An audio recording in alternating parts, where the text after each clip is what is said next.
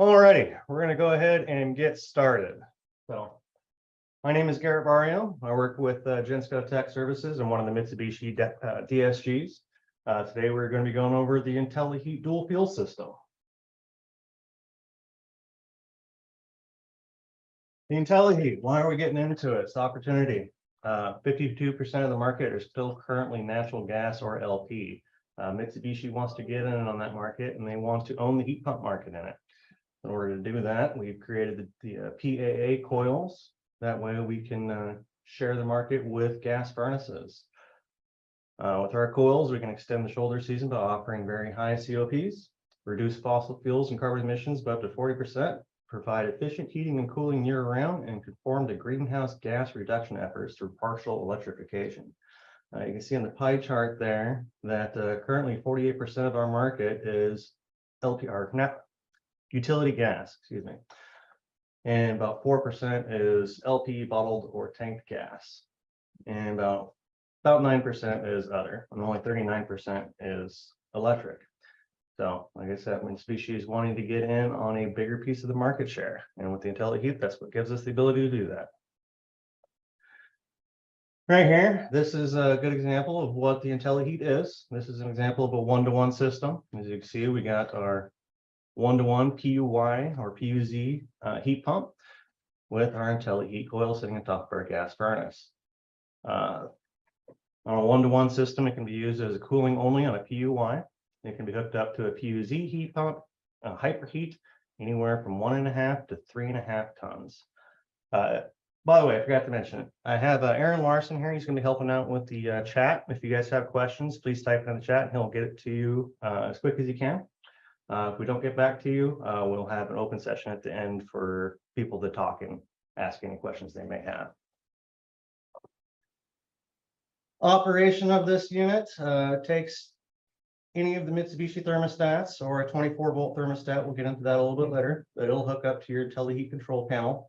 Intelli-Heat control panel will hook by a 24-volt conventional stat wire to your gas furnace. Your coil and your heat pump will communicate through your normal 14-3 wire, S1, S2, and S3. And then also you have your line set, obviously, going to the unit there. These units can also be used on a multi-zone system. So MXZs, smart multi and ported systems. We'll get a little bit more into compatibilities on that in a little bit.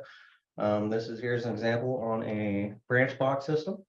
So you can see we have our heat pump here, MXZ heat pump with our branch box going to 2 different indoor units. Standard wellhead here with our Intelli-Heat coil. Again, standard S1, S2, 3 wiring going to your coils there. One thing to note is on the ported systems or multi-zone systems, max is 3 ton. 1.5 to 3 ton, whereas you could look at the one-to-ones, you can go to 3.5 ton.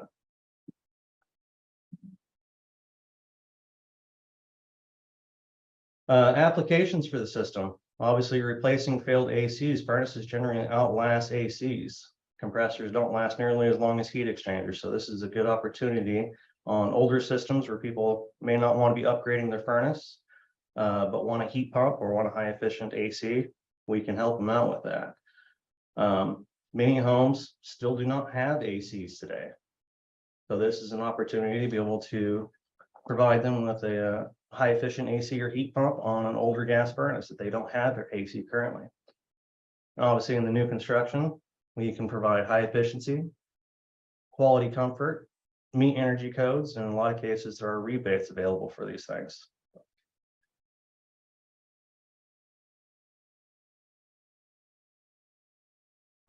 Furnace compatibility.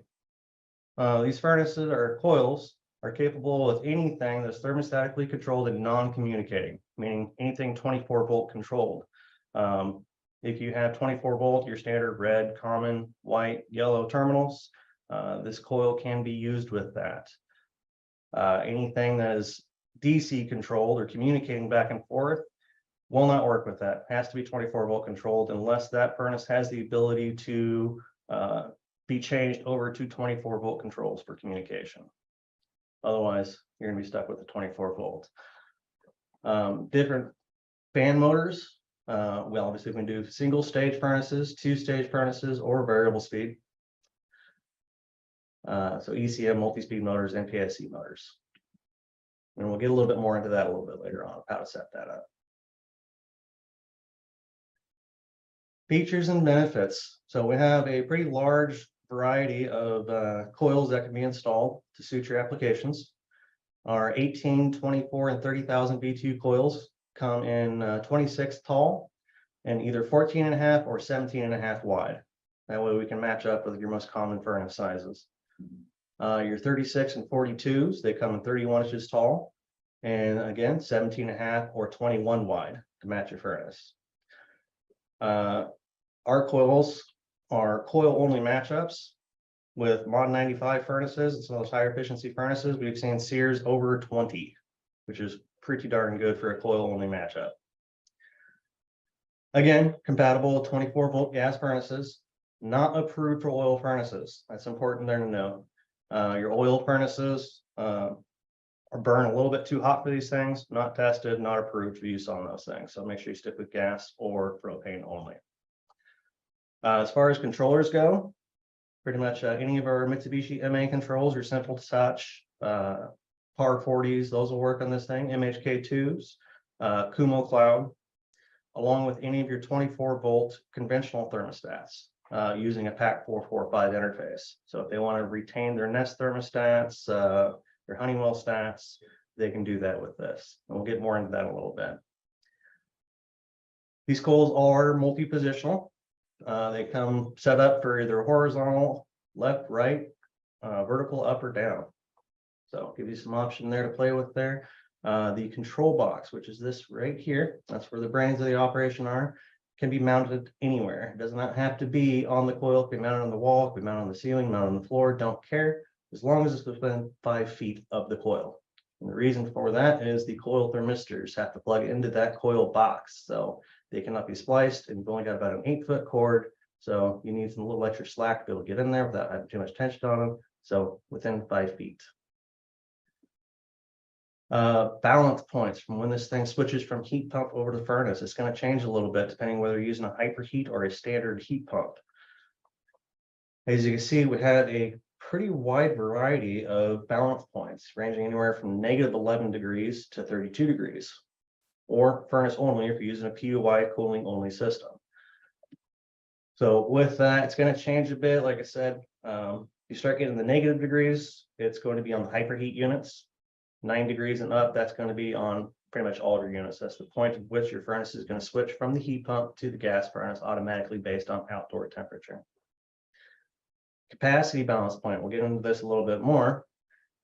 It's one of the most advanced in the industry. It's a learning capacity balance point.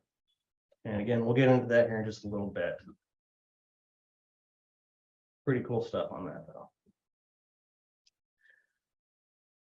Efficiencies. Mitsubishi Intelli-Heat is beating all of our competitors by quite a bit on the SEER ratings, as you can see here. Due to AHRI requirements, all the testing is done with the worst worst wattage possible blower that we can get. So this is a PSC belt-driven motor with ECM motors.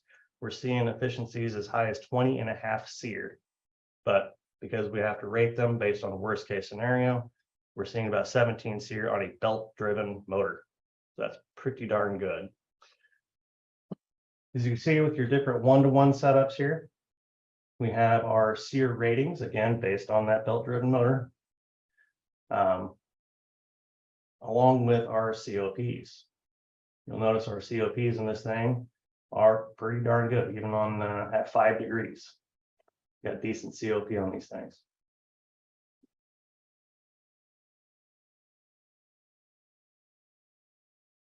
Compatibility and line set sizing. One thing to notice on this is on the 18K outdoor units, there is no matchup for that. There's also no matchup for the 42 hyperheats on the 1-to-1 systems. If you're going to use an 18K Intelli-Heat coil, you're going to use it on a 24K outdoor unit. Right now, like I said, we don't have any 1-to-1 matchups on the 42s. Mitsubishi is still working on that, and hopefully will be released here soon. For line set sizing, pretty much everything uses a 3/8, 5/8 line set, with the exception of this matchup right here. So a PUY 24 outdoor with a PAA 18 indoor coil is going to be a 1/4 by 1/2 line set. Notice there's a couple of asterisks next to those. If you come down here, you'll see you'll need port adapters for those on the 18 coil only. So if you're using the port adapters on the PUY, your port adapter is going to go on the outdoor unit. That way you can reduce the line set size going to the coil. If you're using on a PUZ, you're going to use your port adapters on the indoor unit. That way your line set size will remain 3/8 by 5/8. Right now, Gensco does not keep in stock the PA18 coils. It's not something that we think is going to be used too often, so it's not something we brought in. So be aware of that. Liquid line, vapor line, both still need to be insulated, just like a normal mini split, because of where our TXVs are, or linear expansion valves is what we call them. When you're using the PAA coils on these 1-to-1s, 100-foot maximum line set length. So it does change the specifications in the manual. Some of these things you'll see, I'll go over that. But with the PAA coil, 100 feet. Recommend using DSB to check your guys' builds on these things to make sure you're getting it right.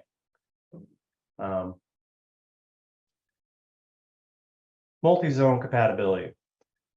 So you see here, as far as the 42s go, we do not have any compatibility matchups on multi-zone ported systems.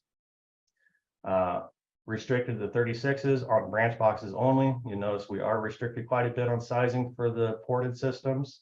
Reason being is on the ported systems, the largest port capacity we can have in any one port is 24,000 BTUs. So you also notice there are no 2 C20s on this thing. 2 C20s, they're all going to be too small. So 3 C24s ranging up to a 3 C30. Again, make sure to use DSB to check your compatibility, make sure everything is okay. On the ported style systems, maximum of 2 coils. Make sure you don't exceed that if you have a 3C, 4C, or 5C. You can only have 2 of the indoor coils, and your total connected capacity is restricted to 100%. It means you cannot oversize for the heat pump. If you're going off the 130% rule, will not apply with the Intelli-Heat coils. Have to stay to 100%. Come down here to the branch box systems. We have a little bit more flexibility of what's allowable. Again, pretty much the only thing that's not going to be is your 42,000s. Oh, one other thing I wanted to mention as well here on the ported systems. If you notice, it is restricted to a 3rd and 4th generation heat pump. So if you have an NA2, NA, any of that stuff, it's not going to work. It's got to be a generation 3 or 4 on the ported ones. Yeah, back to this here. Any number of PAA coils can be hooked up with the branch box systems. Just bear in mind that when you do that, your maximum allowable of indoor units drops either down from 3, 4, and 6 for SM4, SM5, or SM8 respectively. So if you have an SM4, your maximum capacity connected of indoor equipment drops to a 3. If you're on SM5, drops to a 6, and if you're on an SM8, your maximum indoor units drops to 6. So keep that in mind. And also, if you're working on an SM60, your maximum capacity is going to be restricted to 100%. Again, can't oversize for those. And also, again, no matchup on the 42s. Branch box lengths. You will see some different branch box length requirements when using the PAA coils. Your maximum line set distance is going to be reduced. Again, use DSB to verify these projects when you guys are building them to make sure you're building them within spec. And also, again, 33-foot minimum line set length when only PAA coils are connected. If you're using other equipment with the PAA, you don't have to have that minimum 33 feet. And that minimum 33 feet is total length, by the way. Any excess line set that's coiled up, again, has to be installed horizontally. Use DSB. Very important.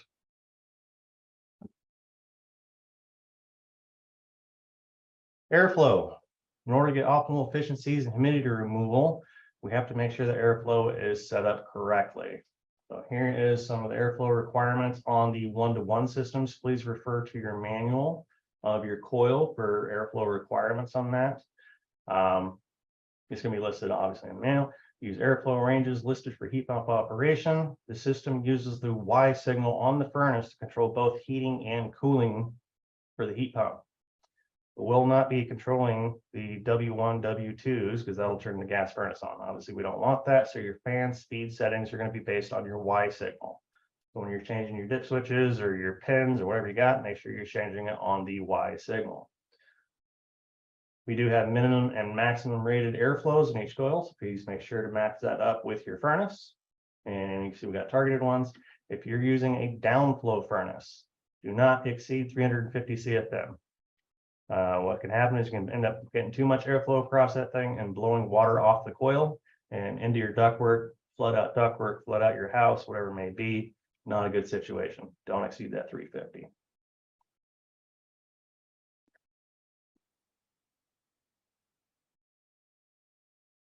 Static pressure drop. So when you guys are sizing these things up, this will be an important one to make sure you get your static set up correctly. If you notice on our chart here, we have an A and B highlighted in green and red. Those are for your coil width. So make sure you're paying attention to get your, when you're setting up or calculating your static, that you're using the correct coil width. Always use proper pressure drop for manual D calculations. Horizontal and upflow, downflow, all that stuff is going to change quite a bit. As you can see, as you get down here into the bigger coils, you do have quite a bit of static drop. So you want to make sure to size your ductwork and your furnace accordingly to be able to accommodate that. Refer to your installation manuals. In those, you will have an internal static pressure chart here, just like what we have. So what you do is you look for the equipment that you have, figure out what the rated airflow is, come down to your chart, come up to the line, and come on over here, 18-inch water column on a PA30, PA1, which you can see is right here. So that's an upflow. If you're horizontal, it's going to be 0.22. Make sure you match that up. That way we get proper airflow for you guys. All right, what's in the box? So you can see here, we got a picture of the Intelli-Heat coil. These are the thermistors that come pre-installed in the coil. That's the, again, those are the ones that are restricted to 5 feet from the control box. You also have this L bracket right here. We'll get into that a little bit, but that L bracket is just used to fill in the gaps on in front of your furnace if you have a gap down here where it meets. Let's go to the next slide. Here is the control box for the coils, the brains of the operation. It does ship loose in the box. Again, it needs to be installed within 5 feet of the coil due to those thermistor lengths.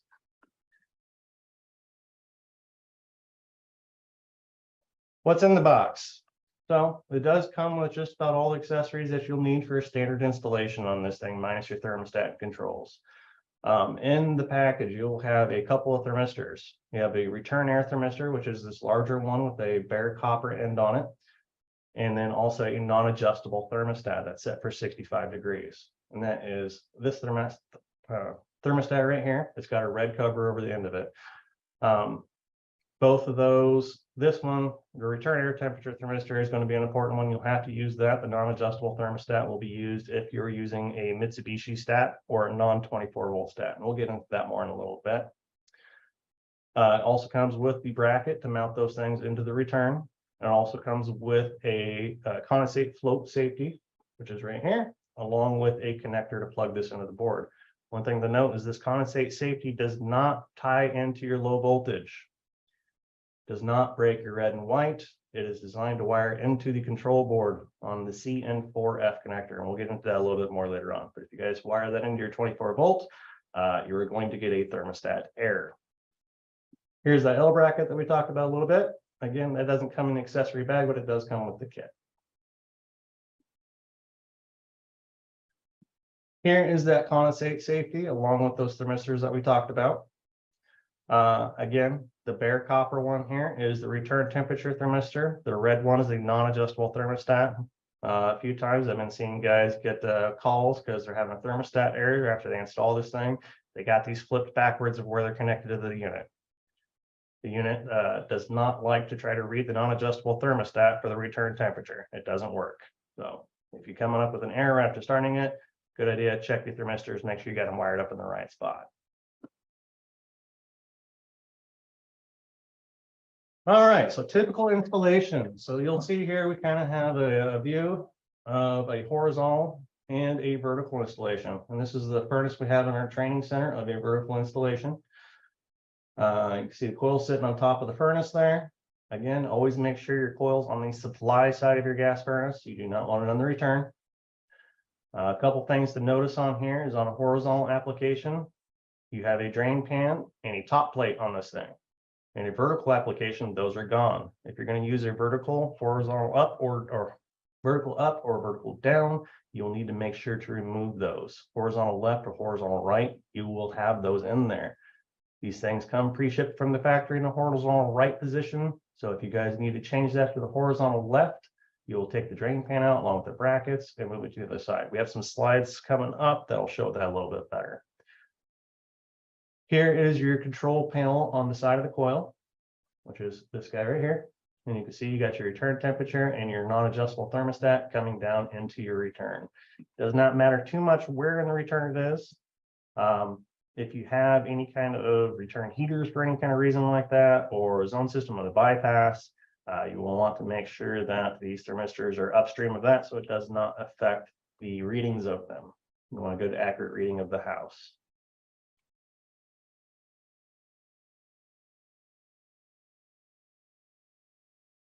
And again, this slide here is showing are the different positions. You can go upflow, downflow, horizontal right, horizontal left, depending on your needs for your design.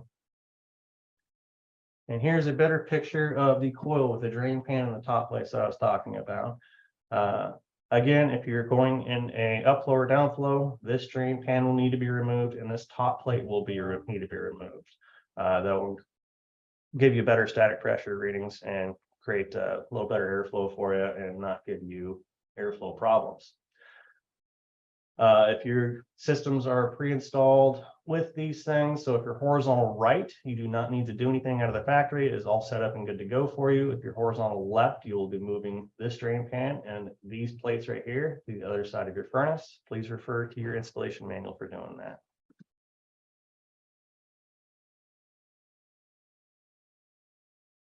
You can see here we have a upflow downflow application. So as you see in the picture, your horizontal drain pan and your top plate have been removed.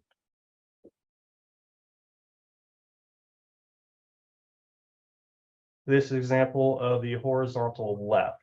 So again, these units are pre-installed for horizontal right.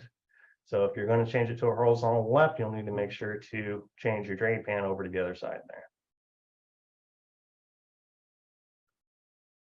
And here is that L bracket we talked about earlier. So a pretty simple little thing. If you put this thing on top of your furnace and have a gap between the furnace and the coil or your supply plenum or whatever you may have, that little L bracket just screws into that place and can be sealed up there. Give a nice, good air seal.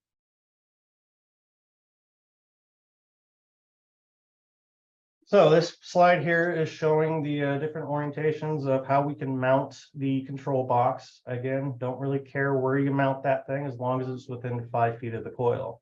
You can mount it on the wall, you can mount it in the coil, mount it on the ceiling, mount it on the floor, mount it in your mother-in-law room. Don't really care as long as it's within 5 feet because of those coil thermistor lengths.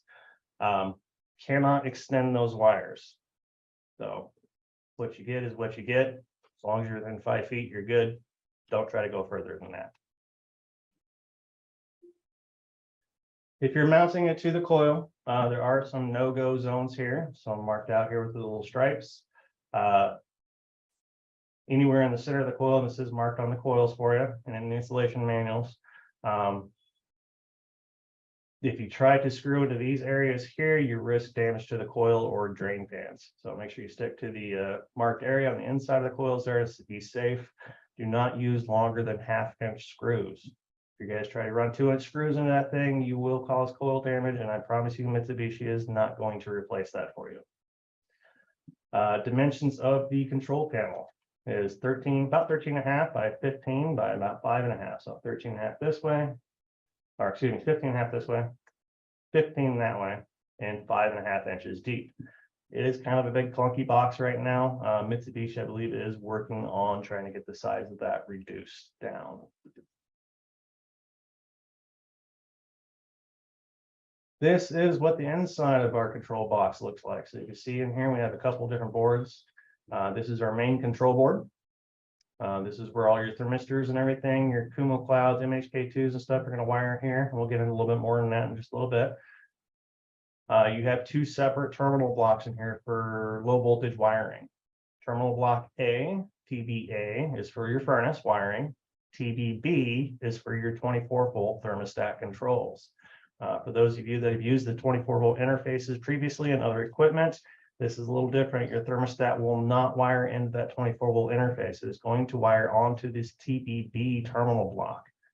That wire will come on down to this relay board down here and will communicate with the system. Or if you have that 24-volt interface, it's going to come back up. We'll get into that. We have a slide of that connecting to a PAC 445 interface and show you how to work all that.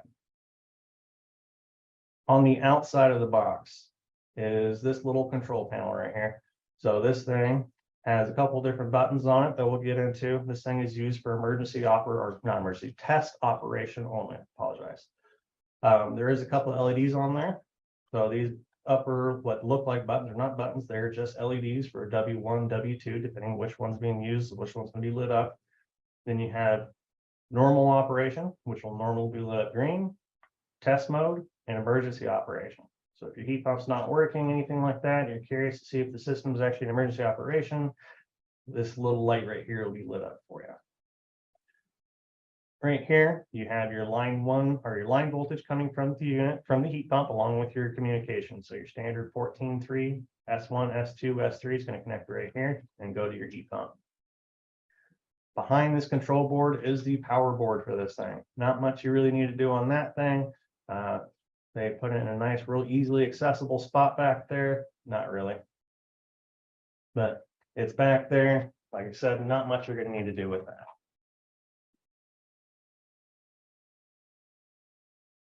And here is the exploded view of the control board. So again, this is your CN105 connector that you're going to hook your MHK2 thermostats up to, your Kumo cloud, or your PAC 445 interface. A lot of the connectors on here are pre-set up from the factory.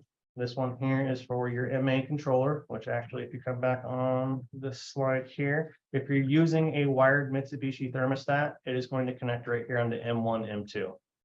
And it's factory wired into the MA control spot right there that I was just highlighting on the other slide, which is right here. So again, factory wired, shouldn't have to mess too much with that. Your return temperature thermistor right here. That one is also factory wired into the control board, and we'll get into that a little bit more in a little bit. So you don't have to worry about anything on there. These two plugs right here, this is your float switch for your CN4F. So that condensate safety switch that comes in the kit, that does not plug into your 24-volt controls, is going to plug in right here. So in the kit comes a little pigtail with a plug-in. So you'll wire nut your condensate safety switch into that, and it'll plug into right here. Your coil temp thermistors, TH2 and TH5 pipe thermistors that are wired onto the coil. They're going to plug right here into CN44.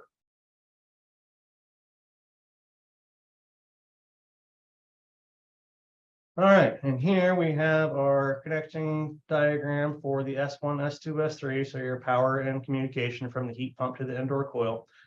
Nothing's really changed on this from the other M&P product series. You're going to want to make sure you use a 14.3 stranded shielded on this if possible. Yeah,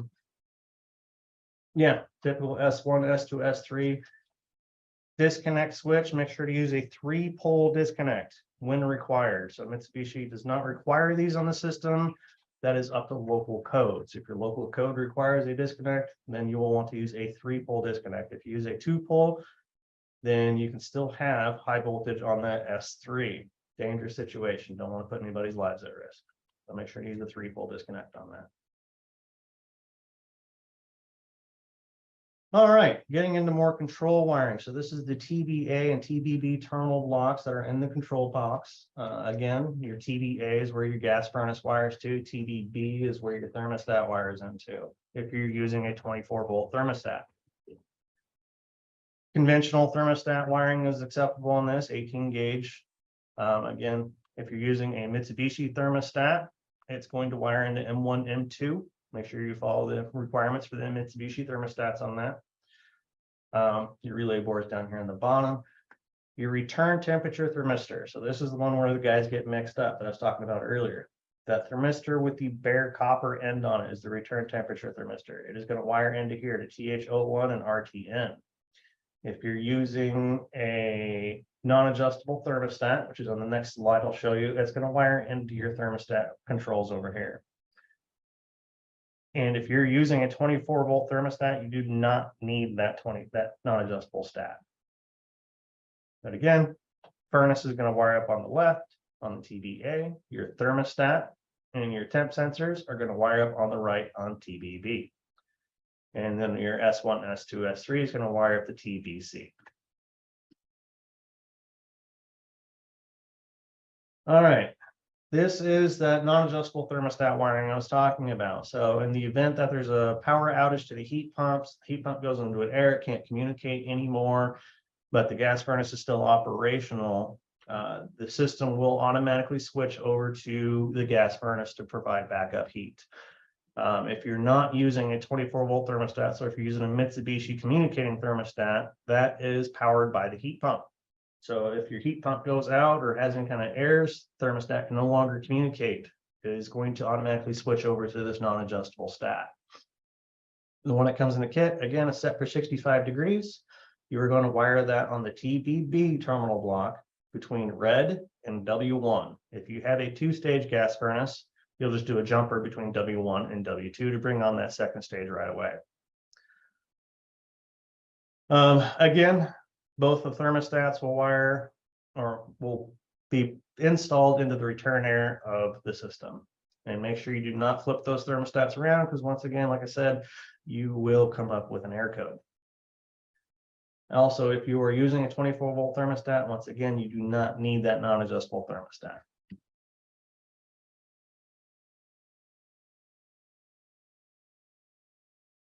Furnace control signals.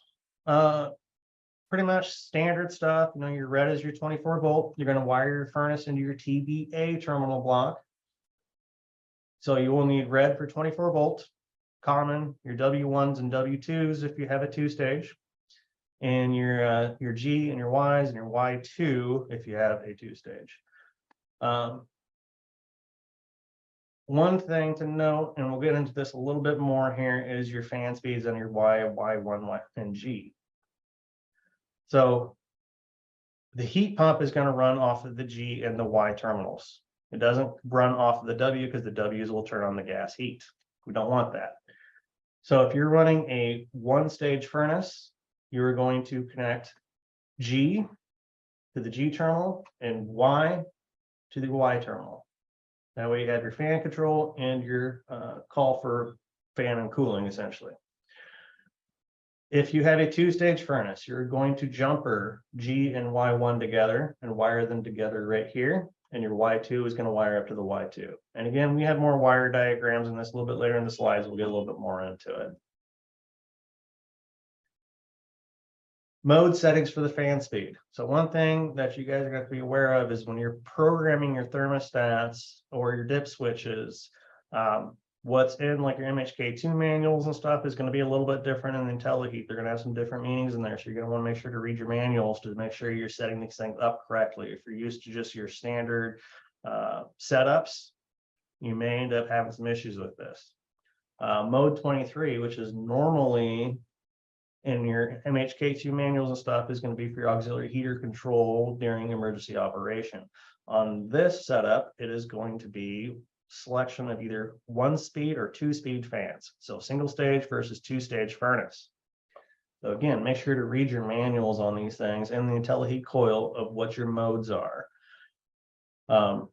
Initial settings and these things from the factory set up for a single stage. So if you're using a two-stage furnace and you're using Y1 and Y2, you're going to need to make sure to come into your mode selections and change that to mode 2. That way it actually knows that it's connected to a two-stage furnace and it doesn't just try to run first stage all the time.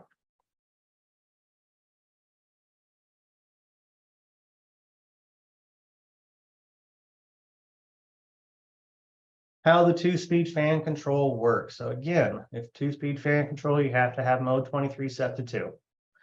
If you're running auto fan in either heating or cool mode, usually we recommend you guys run high-speed fan just because it gives you 100% capacity typically. But if you do have them running in auto and cool mode, how it's going to work for the second speed fan is the room set point or temperature needs to be equal to or greater than 3.6 degrees from set point. So if it's 3.6 degrees or more, it'll kick into the high speed fan. It'll run high speed fan until it gets down to equal to or less than 1.8 degrees from set point. Once it gets down there, it'll switch back over to first stage fan and run first stage fan. Dry mode does not allow high speed fan operation. It will only run the low speed if you're running a 2-stage furnace. Dry mode, we don't want to overshoot the room. We just want to try to pull out some of the humidity in there. So high fan speed is not wanted and not an option. And heat mode in auto fan. Same kind of principles there. If we see more or equal to 1.8 degrees from set point for 3 minutes, it'll switch to high speed fan. Once it gets down to equal to or less than 0.9 degrees from set point, it'll switch back to the low speed fan.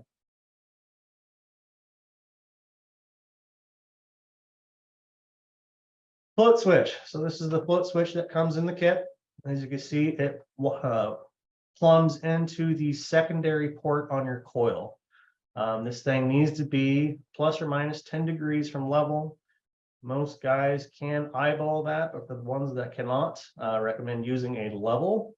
That's not provided in the kit, but they do give this cute little cutout gauge to help with the leveling on that thing. Again, most people probably won't ever use that, but it's there if you need it.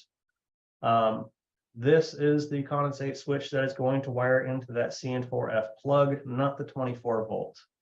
So it comes in the kit. It's got the little plug with the about 12-inch lead pigtails. That's where this is going to wire from.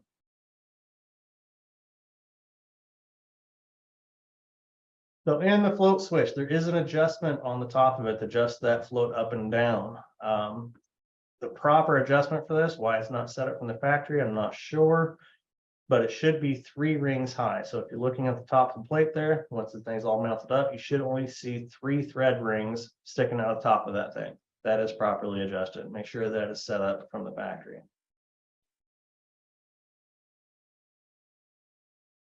Here's a nice close-up view of that 3 rings. Control box interface. So I talked a little bit about this earlier. This is the interface on the outside of the control box. There is only 3 buttons on this thing. Don't mistake these ones up here for buttons. Those are just LED lights. This is for testing operations only. So on the coil or the control board, on the relay board, there is a SW01 dip switch bank. When using that, you will be able to test the gas furnace operations on that by initiating test mode. Again, the only operations you're going to be able to do is test mode on this, and it's either going to be first stage heat, second stage heat, or turn them both off. These up here are all just LEDs indicating what mode it's in, whether it's a normal mode, test mode, or emergency mode. This is that little dip switch I was just talking about, SW01 on the relay board. Again, this is the settings to set up the test mode operation. One thing that's important is SW01. This is what powers your 24-volt thermostat. If that is in the off position, you will need to require a 24-volt transformer to power your 24-volt thermostat. If you turn it to the on position, it will get its power from the furnace. These things are supposed to default as the on position from the factory. We have been seeing a few of these things that are coming off from the factory, so you're going to want to make sure that the SW01 on the relay board is turned on. For the SW01 number 4, for your test mode operation, there are some instructions here we'll be going through of how to use that. Again, only used for test mode.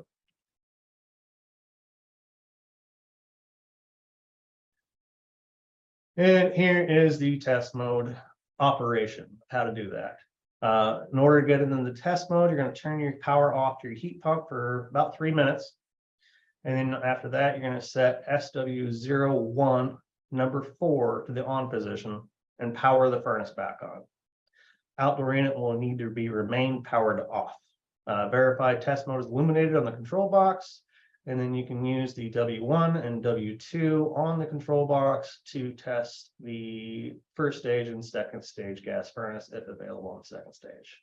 To get it out of test mode, you're just going to power everything back off, turn SW01 number 4 back off, and restart the system and verify normal mode is indicated in green.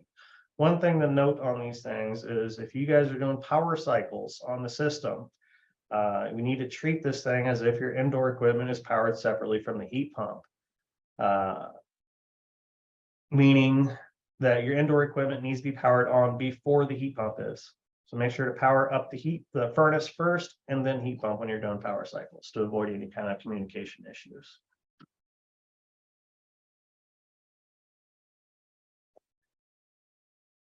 Emergency operation mode.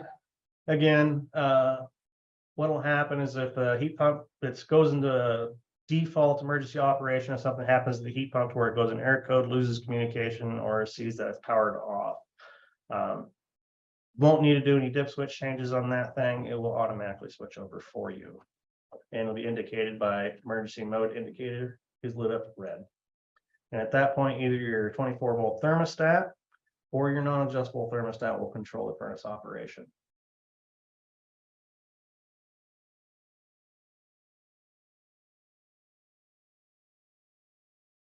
Balance points. So I touched base on this a little bit earlier as far as the mode settings and different balance points that this thing has. So the balance point to switch over from gas heat or from the heat pump to the gas heat. So outdoor temperature.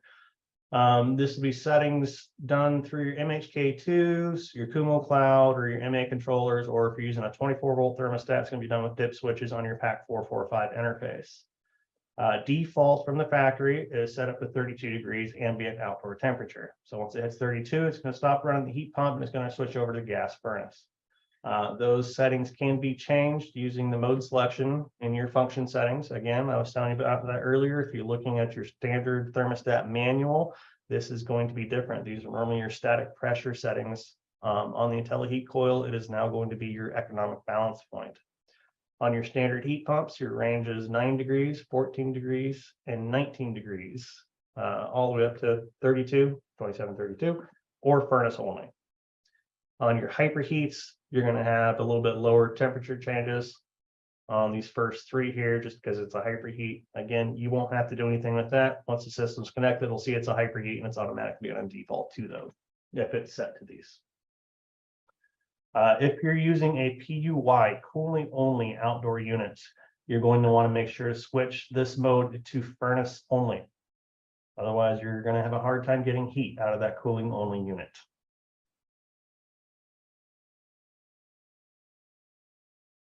Capacity balance point. So this is the fun part. So these things are learning units. So what will happen is even though if you may have your capacity or economic balance point set to say 5 degrees, example.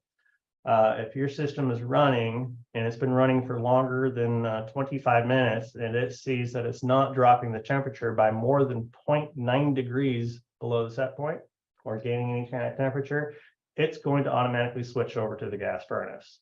It's saying, hey, I'm seeing my balance point is set to 5 degrees, but I'm at 18 degrees and I can't keep up. I'm going to switch over to the gas. This is self-learned over time and will change itself, but also unlearns one-time events. So if there's a window open, doors are open, kids are running in and out of the house, whatever it may be, if it has that changeover, it's going to revert itself back. So it's going to take time for it to relearn itself to make sure everything's okay, but it will do it.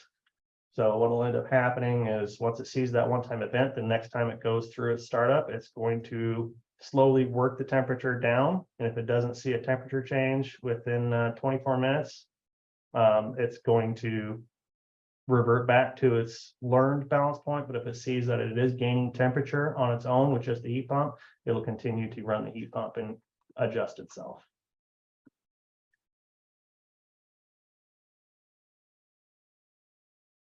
Here's an operation of how that kind of works. So you can see is in our lines right here, this is our compressor frequency. The red line here is when the gas turns on. So set points change from 64 to 68, and the thermostat rose 0.7 degrees in 24 minutes. So it did not hit that 0.9. Gas furnace replaced the heat pump as a primary heating until it reached that point. Seeing that right here. During this time, the reported set point changed to 59. When unit satisfied, the reported set point changed back to 68. So when it's running the gas furnace, one thing it's going to do is it's going to stop looking at actual return temperatures, and it's going to assume temperatures until the thermostat tells it otherwise. But you'll see in here that once it hits the set point, it goes back, switches the furnace off, and it goes back to running normal cooling or normal heat pump mode again.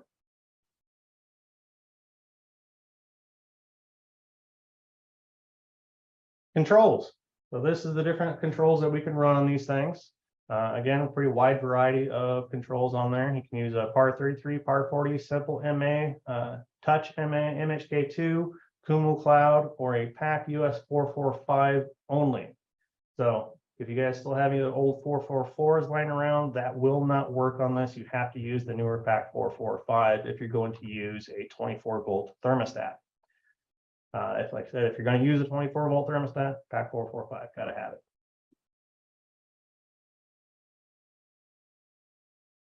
This is the PAC 445. Again, 444 is not compatible. So if you got any of those lying around, not going to work for this. With the 445, they did make some improvements to the defrost cycles. In order for those changes that make effect, SW1 number 1 needs to be turned off on the dip switches inside this thing. So if you turn that back on, you're going to change the defrost cycles back to what we're having on the 444s, and you could potentially have some issues with defrost on these things. The new 445 does have updated dip switch settings. So if you're used to using the 444s, make sure you read the installation manual on the dip switch settings because they have changed. So you want to make sure that you're setting these things up correctly with the 445s. Allows direct connection to the PAA relay board. So you do not need a transformer on this one if you're using it on the PAA. It's going to steal power from the furnace. If you're using this, the non-adjustable thermostat is not needed because you have the 24-volt thermostat in its place. You still need that TH1 return air temperature thermistor. Got to have that one.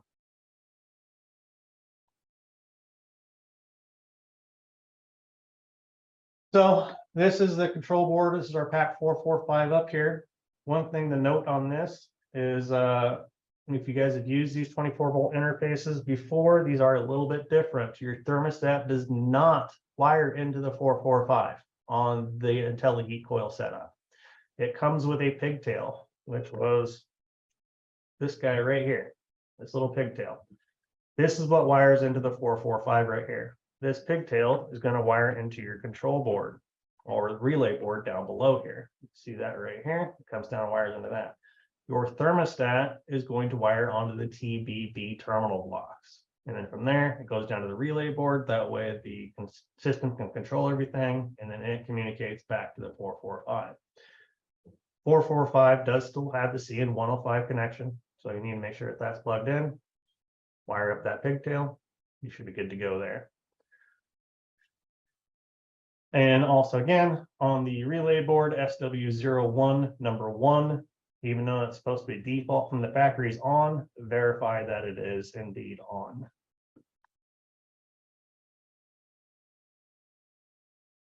Here's a wire diagram we have for you guys, and we will be sending this presentation over to you guys so you have a copy of it, so you'll have this wire diagram. This shows how our 445 is going to connect and how it wires up. So you can see this is that pigtail that comes in the kit, plugs into the relay board, comes up, it's going to wire into the 445. 445's got this plug, it plugs into the CN105. Your thermostat is going to wire into the TBD terminal block on the coil. Do not wire it into the 445. And then your furnace is going to wire into the TBA. And whether you're using a one-stage furnace or two-stage furnace, you will have a jumper between G and Y1 if it's a two-stage. If it's a single stage, you just wire up G and Y1 only.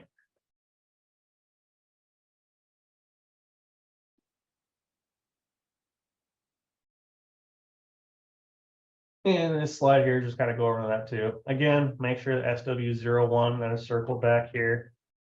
That SW01 relay is right there. Our dip switch is right there.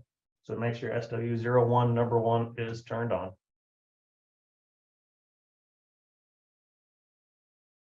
When you're programming your 24-volt thermostat, make sure to set for conventional systems, not heat pump or dual fuel. This system is designed to operate as a gas furnace with an AC. So as far as the furnace is concerned, there's not a heat pump connected to it. It just thinks there's an AC and there's something calling it, telling it to turn the AC on. The heat pump is doing the rest of the work from there. So conventional system, gas furnace with AC, not heat pump or dual fuel.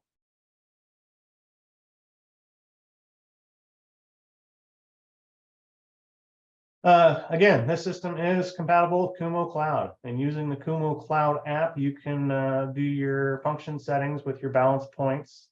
You will have to have the interface requirement. So you have to have the interface that plugs into the CN105 in order to use the Kumo Cloud app. It does not come with it, and it does not come with the MHK2. So this is a separate interface you have to buy, just like normal. Again, through the Kumo Cloud, you can go through, you can adjust your balance points, your fan speed settings, humidifier controls, URE controls, furnace delay, auto mode changeovers, etc. This is just kind of goes through what it kind of looks like when you're going through the Kumo Cloud app to see what those settings look like. And if you guys need help with that, please give us a call. And that is the end of our presentation. So at this point now, we can open up. Looks like we've had a few questions. Looks like Aaron's been answering them. Aaron, you still with us? I am. All right. So one of the questions we had was, can you do an oil furnace if you put the coil 6 inches above oil furnace? And unfortunately, the installation instructions specifically state that we can't use the PAA coil with oil furnaces, so that's not an option, and staying within the manufacturer's guidelines. And then we had some questions on ratings, and due to AHRI's issues with manufacturers pushing a lot of ratings this way because of all of the Tier 2 HSPF2 changes. Still having some issues getting all of those published, and as soon as we can get more of those published, we'll get them out. Your sales rep will get them out to you. We also had a question about if we could, instead of taking that coil and converting it from horizontal right to horizontal left, if we could just blow into the top of it. And the answer is that we need to convert it properly, because we've got that top plate on there. So blowing into the top of the coil would cause some airflow disruption issues inside the coil, so we don't get air through the bottom part of the coil slabs themselves.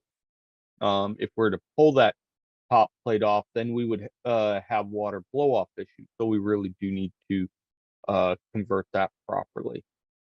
Let's see. We had a question: is Mitsubishi planning on updating Kumo Cloud? Some people don't like the current interface, and the answer is yes. That is a big initiative within the controls division in Mitsubishi.